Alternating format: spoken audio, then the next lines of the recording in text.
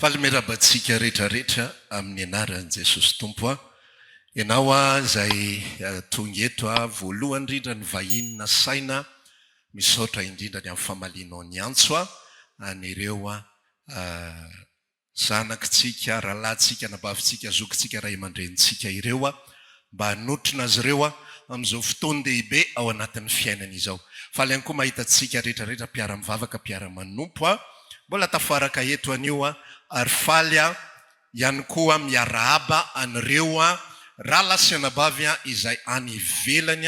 Misy anarany moa zao événement zao hoe événement international satria tsy eto Madagasikara irery ihany no misy ny sortie de promotion tahaka zao amin'ity andro anio ity fa any Frantsa ihany koa dia misy olona maromaro miaraka amin'ny toerana anankiray fa nandritra ny 3 andro ry zareo niaraka.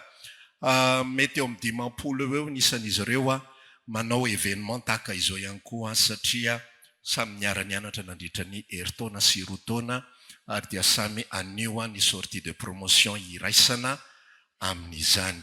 Ary farany indrindra kanefa tsy latsa-danja dia faly miarabantsika rehetra mpanaraka en ligne rehetrarehetra amin'ity andro anio ity. Ho ifampisaorantsika dia nao mba hitehaka mafy isika tsiraray avy amin'ity androany ity.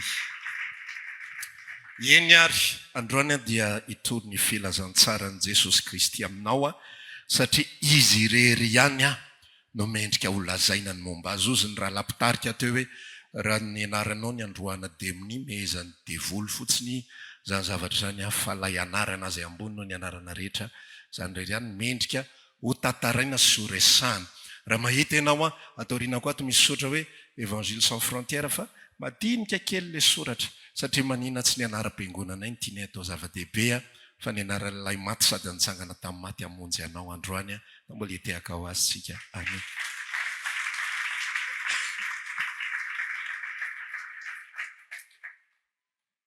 Amaky-teny itsika amin'ity androany ity mety teny somary hafahafa kely amin'ny sofina fa zay indrindra ny ilana ny toriteny afahana manazava anireny hafahafa kely amin'ny sofina ireny. Mateo 5:2 no andeha ovakitsika anio.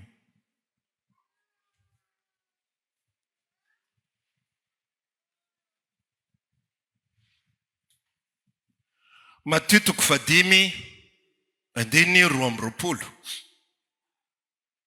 Toy izao ny vakin'izany teny zany raha hitatsika aminaran'i Jesosy.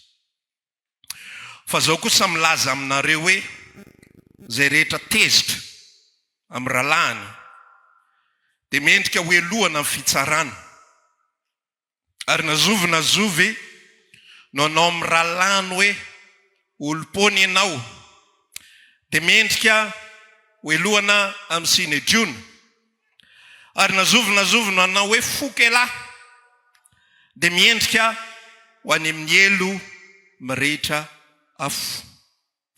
Ary ny Romanina 4:4 no anohizantsika azy.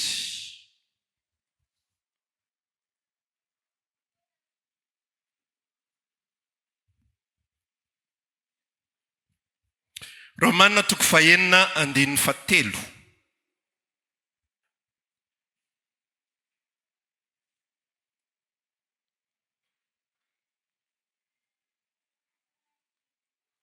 Katramin'ny 7. Romanina 4:4 katramin'ny 7. Toy izao ny vakin'ny teny aminaran'i Jesosy.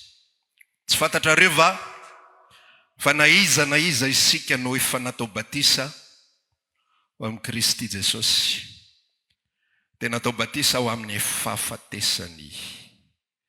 Ka niarana levina tamin'ny batisa ho amin'ny fahafatesana isika. Mba ho tahaka ny nananganana i Kristy tamin'ny maty tamin'ny voninahitra ny ray kosa no andehanantsika amin'ny fiainam-baovao. Fa raha nampiraisina misy fonteny eo anilany raha telefona niraisinao na tablety hoe niara-nambolena. Raha baiboly taratasy dia ery ambany ery misy an'izay soratra izay hoe raha nampiraisina niara-nambolena tamin'ny endriky ny fahafatesana isika Dia ho tahaka izany koa amin'ny fitsanganana. Fa fantatsika fa nitohitsika taloha dia niaraka nomboana taminy animbana ny tena ny ota mba tsy hanompotsika ny ota itsony. Fa izay efa maty dia afaka amin'ny ota. Amen. Ireo teny ozy hoe hafahafa kely ireo no andeha ifampizarantsika anio.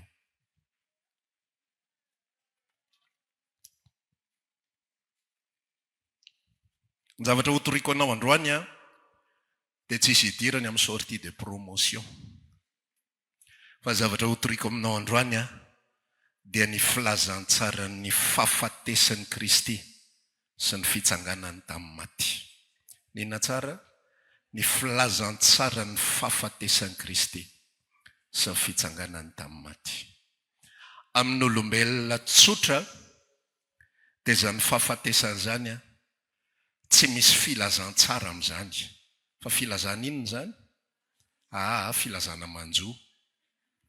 Zay rehefa misy ny fahafatesana, filazana manjo. Fa ny Jesosy Kristy zanak'Andriamanitra rehefa mipetraka le titra dia filazantsara misoratra eo ambony. Dia hozy izy le soratra rehefa mamakytsika ferapara hoe amin'ny alahelo lehibe nilazana ianareo fa nodimandry ny havanay.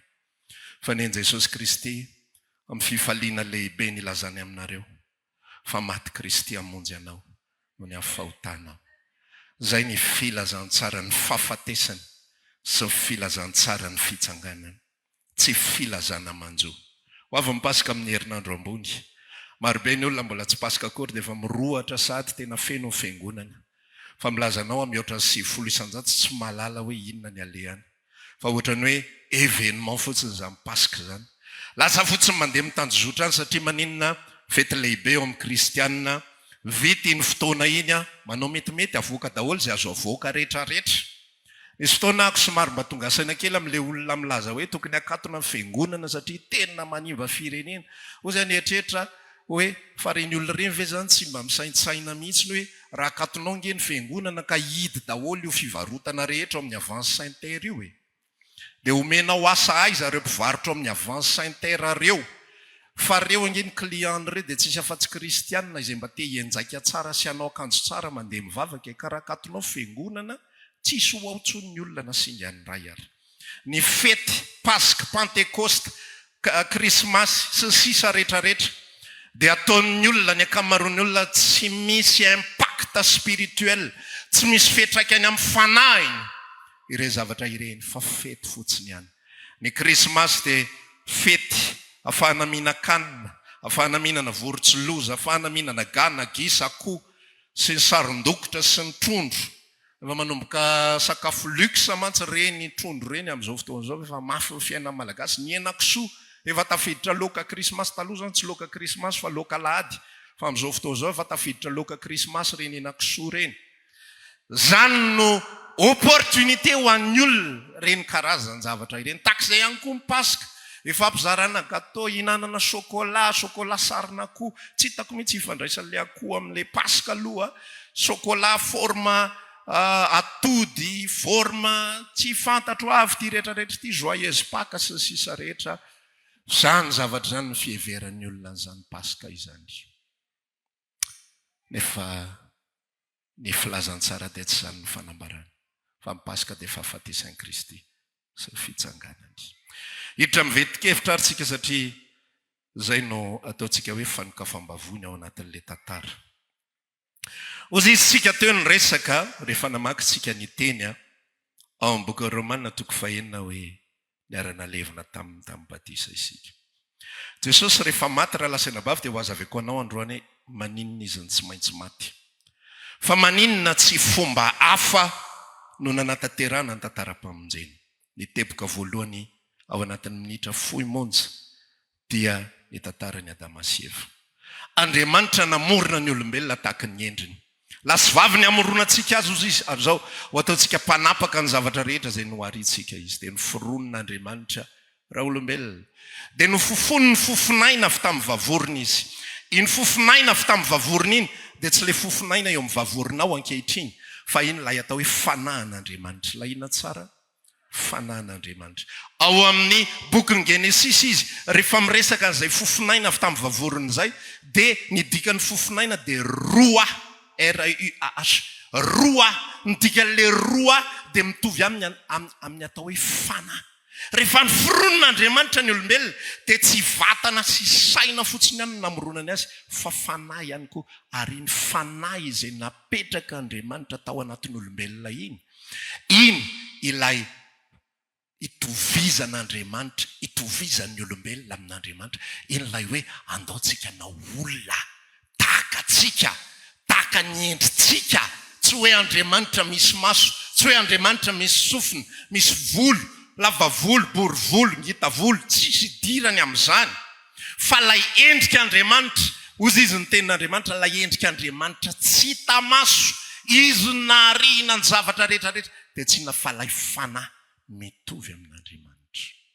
Fa rehefa nanota ny olombelona, feziko ao anatin'ny fotoana fohy mba tsy hamona aminaina loatra le tantara.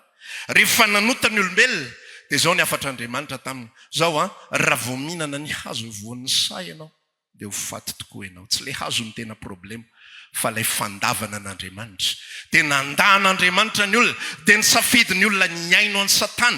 Rehefa ny aino an'ny Satana ny olona, dia nihinana n'ilay voankazo teo voan'ny say. Zao ny afatr'Andriamanitra, raha hoaninao io dia ho faty tokoa ianao. Fa inona ny zavatra nitranga? Nohaniny lay izy. Fa maty izy sa tsy maty? Tsy maty izy, velona ihany izy. Ary eo dia ohatry ny marina ny ambara Satana, hozy Satana, tsy mifaty zany ianareo, fa lasa hitovy amin'Andriamanitra ianareo, ka halala ny tsara sy ny ratsy. Ary marina zany zavatra. Fa lasa nalala ny tsara sy ny ratsy ny olombelona, ary tsy maty izy. Fa inona ny maty tamin'io fotoana io? Lay roa izay nampidiriny tao amin'ny raha olombelona. Maty lay endrika Andriamanitra tao anatin'ny raha olombelona. Nanomboka tamin'izay fotoana izay, dia rehefa niala ny endrika Andriamanitra, dia lasa ny endrika Satana indray no eo amin'ny olombelona. Ino io endrika Satana io? Ny fahotana io. Ary ny olombelona rehetra nanomboka teo amin'ny Adama sy Eva, dia mpanota no anarany. Inona tsara ny anarany? Mpanota ny anarany. Ny atao hoe mpanota raha lasenabavy, tsy lay acte, tsy lay zavatra izay ataonao. Hoe nandainga tamin'ny maraina, ny adavady zay tamin'ny omaly, ny teny ratsy olonako tamin'ny herinandro, tamin'ny tababolana, nanao an'izao, nanao an'izao. Tsy izay ny atao hoe fahotana. Ary tsy izay no mampanota ny olombelona, ka hoe zay manao an'izay dia mpanota, zay tsy manao an'izay dia tsy mpanota. Zany indrindra ny problema ny filazantsara rehefa nentin'i Jesosy Kristy, tonga teo amin'ny azy izy, fa ny azy tsy nety nandray azy Jaona toko voalohany, satria manino, tonga teo amin'ny Israely izy, teny tory tamin'ny Israely, mibepa ianareo efa vakaiky ny fanjakany lanitra. Ozy ny Israely, zay ny tarina ki Abraham. Zay tsy andevy ninina izany, Jaona toko fahavalo, zay tsy mba andevy nizaniza izany. Ho Jesosy nanambara indray, lazaiko aminareo marina koa, zay rehetra manota dia andevy niota, raha ny zanaka ny mahafaka anareo, zay ianareo vao afaka ao anatiny zany. Ny tena problema raha olombelona raha lasianabavy, tsy ny fahoriana izay mitranga ao anatin'ny fiainana, fa ny fahotana izay mipetraka ao anatin'ny raha. Aiza tsara? Ao anatin'ny raha. Ho azavaiko aminao rehefa avy eo inona ny dikan'izay zavatra iray, ary inona ny démonstration, fa ao anatin'ny raha le izy, izay nateraka Adama rehetrarehetra, ny taranaka Adama rehetrarehetra, mpanota daholo no anarany, mitoetra ao anatiny. Osy Paoly nanambara ao amin'ny bokin'ny Romanina toko fahaenina hoe, toko fafito hoe, na dia te hanao ny tsara azy aho, dia tsy ny tsara izay vitako no ataoko, fa ny ratsy izay tsy tiako. Tsy ny tsara izay tiako no ataoko izy, fa ny ratsy izay tsy tiako. Ary raha ny ratsy izay tsy tiako no ataoko, tsy izany manao azy, fa ny ota izay mitoetra ato anatiko.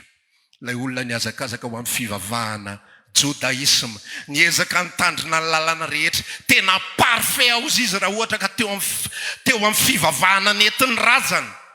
1300 ny lalana jiosy, fa nezany Paoly tena nitandremana izy rehetrarehetra. Fa eniny Paoly ny failure ny anatin'ny fony any, misy zavatra tsy ao zany, misy zavatra tsy tafapetraka izany. raha olombelona fatrapana mary teny fa Paoly tena natsapa hoe misy zavatra tsy tafapetraka izany. Raha olombelona fatrapana mary teny fa nisy ilay zatovolahy mpanan-karena nanatona an' Jesosy teny resaka tamin'ny tompoko, inona ny tokony ataoko mba ho tanteraka satria manino za efa nitandrina ny lalana rehetra hatry ny fony avokely, fa henoko ao anatin'ny fanahiko ao misy zavatra tsy milaminao. Ary io zavatra tsy milamina io raha lasenabavy raha vao mbola mipetraka ao anatin'ny raha olombelona io zavatra io. Numéro 1 fiainantsika eto ambonin'ny tany. Ozy izy ny tenin'Andriamanitra mikasika ny ozona ao am-bokin'ny Genesis 7. Voaozona ny tany noho ny aminao fahoriana no hinananao vokany, mandrapodinao vovoka fa vovoka ny nangalananao. Raha vao mbola mitoetra ao anatin'ny olombelona lay voam-pahotana, lay voam-pahotana dia fahoriana no iainany eto amin'ity zao tontolo zao ty. Mety tsy miaina fahoriana 24 heures sur 24 ianao, fa ianao any anatin'ny fonao, any anatin'ny fanahinao misy zavatra tsy milamina, misy zavatra tsy alaise. Mety hanananao ny zavatra rehetra ilainao, mety komble tsara ianao, manambola ianao, manana ekonomia ianao, manangatrano nareo menakavy sy ny sisa rehetra, fa ianao any anatin'ny fanahinao any ilay banga misy lavaka ao. Ary ilay lavaka tsy mety fenoana vola, ilay lavaka tsy mety fenoana vehivavy. Zany nataon'ny Solomona mpanjaka. Tsisy izay niriko teto amin'izao tontolo zao izy ka tsy nalaiko ho ahy, fa rehefa nalaiko ho azy zany rehetra zany, nahita vehivavy izy nalaino ho azy zay hitany rehetra. Mivoaka ny trano, tsy haiko aloha ahoana fomba nahatongavan'ilay vehivavy arivo izy ko mivoaka ave mitondra ray mody, sa karakory tsara moa raharaha iny, tsy fantatro. Fa ohatry ny ela ihany atelo taona vao mafeno arivo zany, sa hoe alefa tsy telopolo mba haingana an'le tantara. Fa zao ny ambara Solomona, rehefa azoko zany rehetrarehetra zany dia hitako izy fa zava-poana sy misambotrivotra avokoa zany rehetra. Ny odikodina teny nitady zay mahasoa. Ozy izy Satana ny resaka ndray mandeha rehefa nantahiny Jehovah hoe afitaiza ianao ry Satana dia ndeha azy nandehandeha teny aho izy izy. Nijerijeny teny rehetrarehetra teny, zany tahaka izany ihany koa ny taranaka Satana rehetra, mandehandeha eny mirenireny mitaditady zay mahasoa eny. Fa rehefa tapitra ny korsa tsy hita akory inona ny voangony, inona ny natao. Niezaka be ho amin'ny fahasalamana, fa fahasalamana nitondra aiza, fahasalamana nanaovana inona, fahasalamana nitondra fahasambarana tahaka ny ahoana, zéro. Tsisy tsy nanotana ny anankiray ary, satria maneno lay voam-pahotana mihitsy ny ao anaty. Ary ny Jiosy tiana mary tena hoe izay tsy mpanota zany, dia navoaka an' Jesosy io Mateo 5 io. Misy be dia be izy ao fa azonao vakiana rehefa any an-trano hoe inavy ny teneniny ao Mateo 5, fa ray fotsiny teneniko anao, ray fotsiny vakiantsika teo. Mateo 5:2 ho an'izay rehetrarehetra mieritreritra fa tsy mpanota izy, ho an'izay rehetrarehetra mieritreritra fa tsy manota izy, ho an'izay rehetrarehetra tsy mieritreritra fa tsy ratsy izy. Dia zao lazain' Jesosy sy nambaran' Jesosy, zao nge lazaiko anareo e. Zay rehetra tezitra amin'ny rahalany dia fa mendrika hoentiny eo amin'ny fitsarana sady. Ka tsangano ny tanana zay rehetra mbola tsy tezitra tamin'ny rahalany, dia aza manangan-tanana ilaza hoe za tsy manandrary lahy.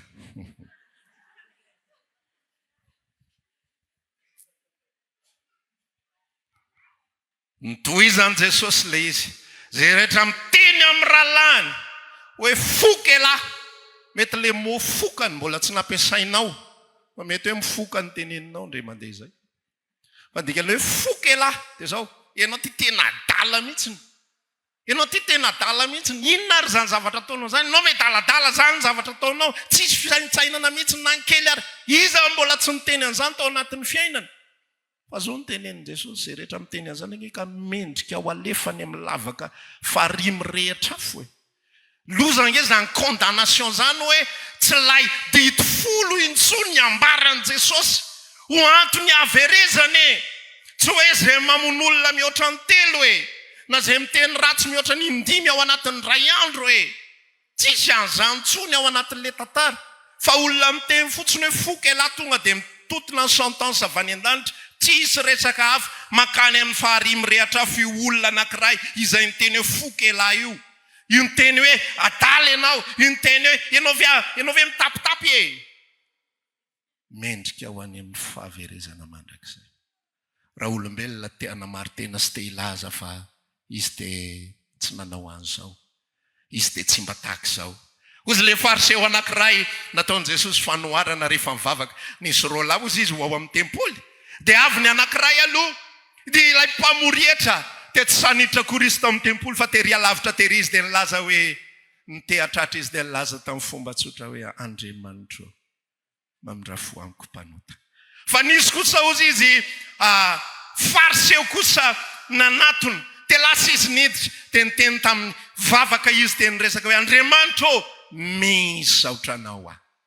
Fa za dia olona mahavita manao an'izao sy manao an'izao.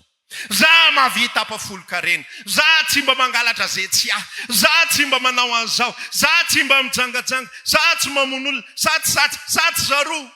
Manamartena fotsiny amin'ny zavatra zay tsy nataony sy amin'ny zavatra zay vitany. Izy Jesosy nilaza hoe ilay mpamorietra mody any an-tranony voavelany elony. Fa ilay fariseo kosa tsy mahita sitraka amin'Andriamanitra. Dia boka voalohany izy lazaiko aminao ity andro anio ity. Tsy hampanaikeko anao aveuglement fotsiny izany. Fa fanan'Andriamanitra irery ihany mahay mampiaiky ny olombelona ny fahotany. Ny olombelona rehetra dia ratsy avokoa. Ny olombelona rehetra dia meloka avokoa. Ny sentence divine na ny didim-pitsarana avy any ambony rehefa mitotona ninona teneninao sy tantarainao zany nanao an'izao sy sa tsy nanao an'izao dia tsy misy afa-tsy tokana olomeloka satria manino nandova fahotana avy tamin'ny Adamo. Tsisy na olona ray ary zay ny ambaram-bokin'ny Romanina, tsisy na ray ary, tsy misy marina na dia iray ary, tsy misy manana ny voninahitran'Andriamanitra, samy efa nanota izy rehetra. Miditra amin'izay tsika filazantsaran'ny fahafatesana sy ny fitsanganan'i Jesosy Kristy dia marina an'izao afatra izao itsika. Rehefa nitondra sentence tahak'izay ny avy any an-danitra ary nanambara didim-panamelohana ho an'ny zanak'olombelona dia nodinihana kosa amin'izay hoe inona ny vahaolana ho an'ireto olombelona ireto. Ozy izy amin'ny bokin'ny Hebreo tamin'ny voalohany mba afana mitaiza ny zanak'Israely tsy hanota be loatra mihoatra noho ny tokony ho izy sy afana miazona amin'ny fiarahamonina tsy korotana. Dia nasaina nitondra ombilahy laveny batotromby-vavy, nasaina nitondra voromailala, nasaina nitondra ondry, nasaina nitondra koba tsara toto, zany nentina ho fanadiovam-pahotana sy famelan-keloka teo anivon'ny Israely, afana ihany koa manome sakafo mpisorona tamin'izany fotoana izany. Fa rehefa tonga amin'ny filazantsaran'i Jesosy dia nivoaka ny révélation any amin'ny bokin'ny Hebreo fa tsy mahadio fahotana ny laven'ny batotrombylahy sy ny ranon'ny batotromby-vavy sy ny raha rehetrarehetra satria maninona reny rehetrarehetra reny dia sary daholo, image daholo, maneho zavatra anankiray ireny rehetra reny dia tsy nafalaitena zanak'Andriamanitra, sary reny rehetra reny. Tanao raha ohatra hoe ianao zao mandeha hôtely ngezabe anankiray dia rehefa manara-penitra tsara ilay hôtely dia eo amin'ny vavahady fidirana eo ianao mahita symbole. Mahita inona ianao? Mahita symbole ianao amin'ny fidirana. Dia inona symbole hitanao eo amin'ny fidirana? Sarina piscine ny symbole hitanao. Misy sary olona milomano manao ohatran'izao, lokrol eo amin'ny fidirana eo. Inona ny dikan'io symbole io? Misy piscine atao anatin'ity hôtely lehibe dia lehibe ity. Ny dikan'io tsy hoe mitsoray ianao eo amin'ny vavahady io fa io le piscine, le symbole zany io. Fa hidiranandro eo ianao raha eo ianao nitsoraka hoe ity zany ny piscine. Symbole fotsiny ihany io manondro an'ilay tena piscine izay tsy aiza fa ao anatin'ilay hôtely goavana be.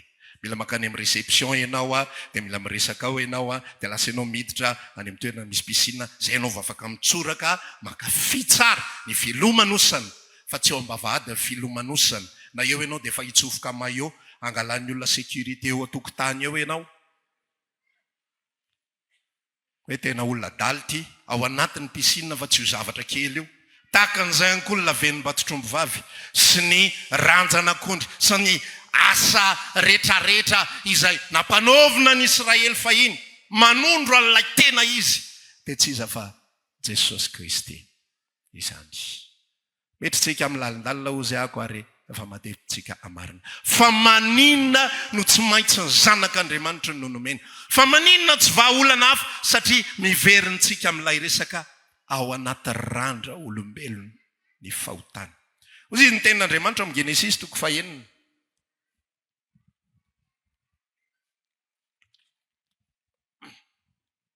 Melohan'ny tantarany samby fiara. Zao nambaran'Andriamanitra tao an-danitra tao. Tsy toetra mandrakariva amin'ny fanahiny, tsy toetra mandrakariva ao anatin'ny olombelona fanahiko, fa mifaniavany dia nofy ihany izy. Zany hoe mpaniasi foana io olombelona io. Tsy afaky ny toetra ao anatin'ny olombelona io ny fanahiko. Rehefa hitan'Andriamanitra zany zavatra zany hoe mifamatotra amin'ny aina kay. Fomba fiteniko le hoe rehefa hita fa tsy hoe ny andro fotoana izy akory vao nahita. Fa efa fantany hatramin'ny voalohany zany. Rehefa hitan'Andriamanitra fa mifamatotra amin'ny aina kay ity atao hoe fahotana ity. Tsy solution. Miezaka izahay osy Paoly nomena anay ny didy amandalana. Fa ilay didy tsara izay nomena anay. Te lasa nitadiavany fahotana lalana ahafahanay manota indray. Ka fony mbola tsy fantatro hoe aza mitsiritra dia tsy mitsiritra, fa rehefa fantatro ny hoe aza mitsiritra dia lasa mitsiritra ahoana fandehan'izany. Lay ota tato anatiko nanosika ilay zavatra izay tsy azo atao lasa tiako atao. Ohatrany ahoana ny application zany amin'ny fiainantsika andavanandro. Le mampanota foana zany io resako. Zareo tsara ohatra fa misy sarisary izay efa omen'ny olona ary tena fantatra ny fahamarinana. Fa rehefa ny olona anankiray mbola célibataire, tsisy mivaky-lony aminy.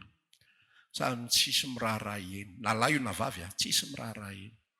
Fa rehefa une fois marié, manambady, dia hozy izy zalahy miteny hoe tsy haiko afa vao mipetaka mihitsy le peratra. Voaka daholo le tsaratsara kokoa rehetrarehetra manomboka amin'ile kozinina tao aminy. Hoe kay nisy an'izao tao. Nareo nefa nitahiry ny divay tsara mandraka kehitriny. Fa nisy an'izao kay tao. Zany misy firetana any anaty any, misy fitsiritana any anaty any. Le goût de l'interdit, le zavatra lavina, mampite hazo, mampite hanao an'le izy. Amin'ny fotoana anankiray ianao raha eo tokotaninao tsy tianao hisy mpivarotra, aza asiana soratra mihitsy hoe tsy azo hivarotana eto. Fa amin'ny fotoana asianao izay soratra eo, izy mpamelatra goavy somatsara rapitso maraina eo alohan'iny soratra iny. Tonga dia goavy eo gaga ianao, fa ahoana ary zany? Raha tsy tianao hisy anao maloto ao ambadiky ny tranonao, aza asiana soratra hoe tsy azo anaovana maloto. Fa tonga dia sady rano ny ventiny eo. Zay le natiran'olombelona. Natiora.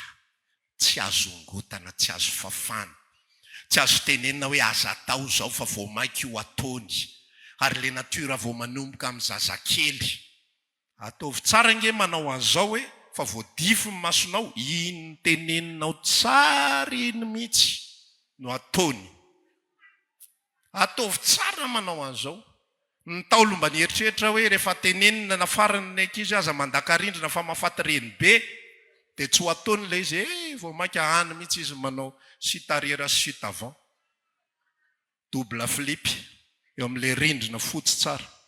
Satria zay no natiran'olombelona, tsy azo vaina, tsy azo amboarina. Inona ny solution? Tsy solution amin'ity natirana ota ratsy ity. Zay le ambaran'ny Romanina 5 teo, indrisy olo-manitra indrindra. Le Romanina 5 le vakitsika teo, misy natao hoe tena niota ao anatin'ny raha olombelona. Misy natao hoe corps du péché ao anatin'ny raha olombelona. Io corps du péché io dia mpamatsy otanao ao anatinao ao. Ka na dia teanao ny tsara renao, dia tsy ny tsara izay tianao ny tanteraka.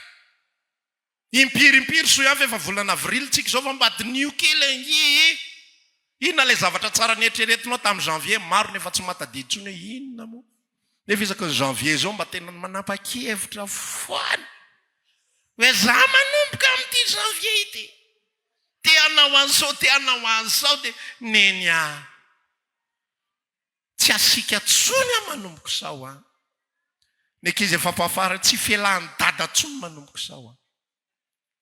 Tena ifankaty amin'izay tsika manomboka sao a. Tena tsika sindria melohany atory tsy maintsy mavita bizo a, tsy maintsy miavana tsara. Fanjaranao ihany dia efa mandenga amin'ity volana avrily ity hoe aiza ho aiza moa ianao. Fa azo antoka fa le 10 janvier dia efa maromaro ny hitsana.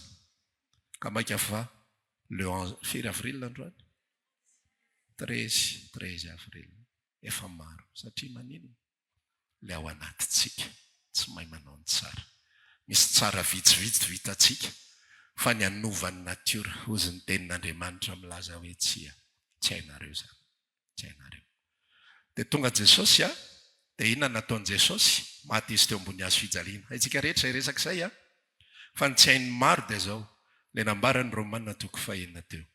Raha niarana levina tamin'i Kristy, niara-maty taminy aloha, dia niarana levina tamin'ny alalan'ny batisa isika, dia tahaka nitsanganany tamin'ny maty ihany koa, nitsanganantsika amin'ny fiainam-baovao. Ny antony nahafatesan'i Jesosy teo amin'ny hazo fijaliana raha lasy anabavy, dia mba hiaraka ho faty aminy ny tena nyota izay atao anatiko. Ozy izy ilay teny ao am-bokin'ny Romanina toko 5 teo, mba tsy hanompoky ny ota intsony. Raha mbola zasy ny décisionko na bonne na mauvaise no hianteherana dia ao ambany fanameloana foana ary ho any amin'ny fahaverezana. Fa rehefa niara-nomboana tamin'i Kristy teo amin'ny hazo fijaliana ny tena nyotako, zay nahatonga hoe tsy maintsy novonoina Jesosy teo amin'ny Getsemane. Dia nenkoaka izy mivavaka, fa rehefa mivavaka izy dia tsy tahaka ny fivavany isan'andro, fa rehefa mivavaka izy dia zao ny tantara atao hoe reraka be izy, dia mitete tahaka ny rany atsembohany, dia vakivavy izy ny resaka tamin'ny ray hoe rayo, raha mety esory amiko ity kapoka ity, fa mangidy loatra. Tsy niteny an'izany izy teo amin'ny hazo fijaliana. Ny hazo fijaliana nieritreretin'ny olona fa zavatra mafy indrindra tamin'i Jesosy, tsy ny hazo fijaliana mafy indrindra, fa Getsemane mafy indrindra tamin'ilay zanak'Andriamanitra, satria manino lay masina indrindra dia nampiraisina tamin'izah mpanota, tamin'izah olon-dratsy, olomeloka, nampiraisina tao amin'ny tena nyota.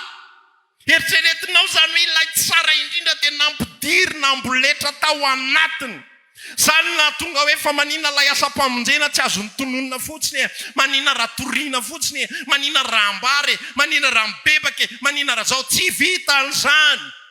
Satria manina ny tena nyota atao anatiko io, rehefa tonga eo anatrehan'Andriamanitra, mpanota ihany ianao anaka.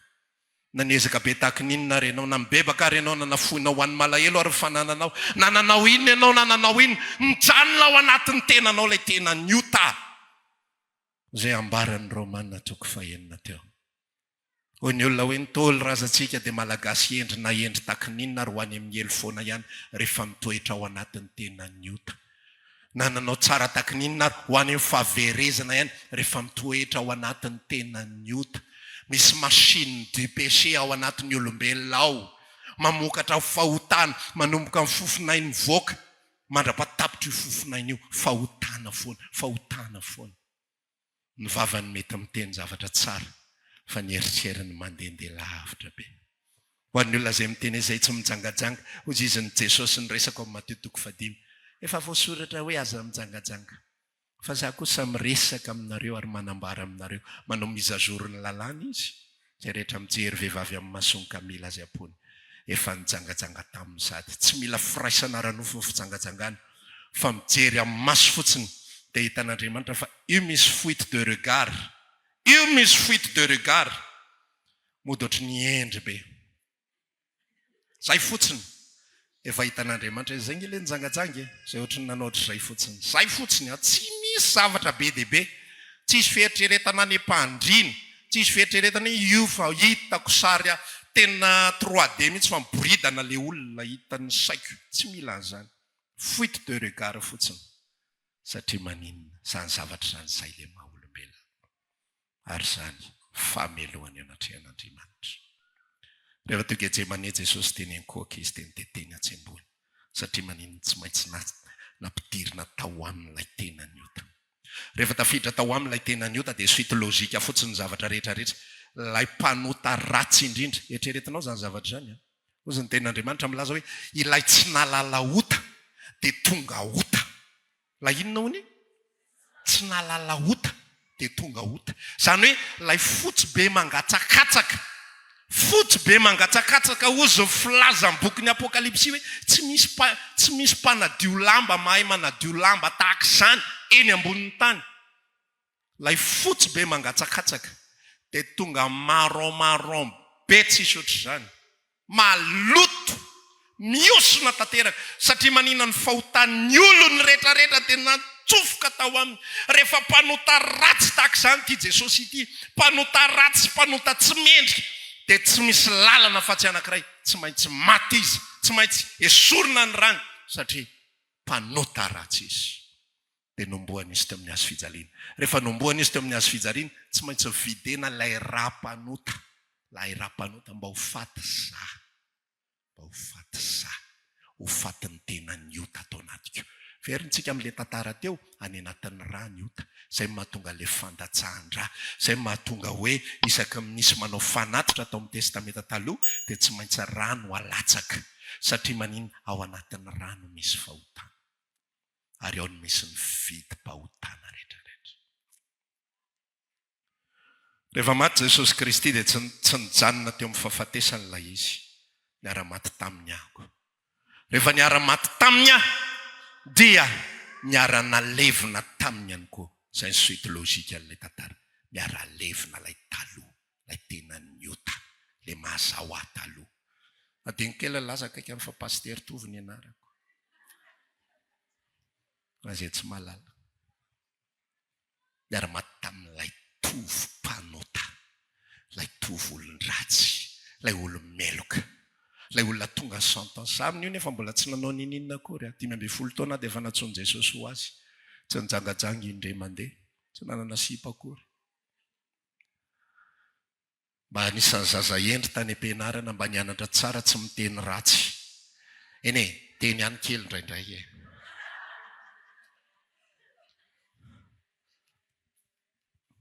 Fa tsy ilay opareny be ireny fa mba teny ratsy, mba mendrimendrika e.